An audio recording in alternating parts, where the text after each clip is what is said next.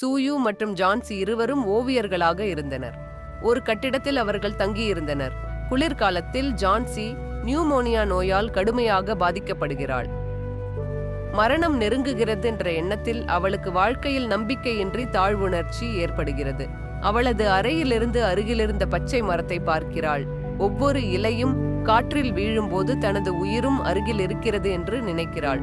இப்போது ஒரு இலை இருக்கிறது, அது விழும்போது நானும் இறந்து விடுவேன் என்கிறாள் ஜான்சி. இந்த செய்தியை கேள்விப்பட்ட பெர்மேன் ஒரு நாள் இரவில் கடும் மழையிலும் காற்றிலும் ஒரு இலையை சுவரில் ஓவியமாக வரைகிறாள்.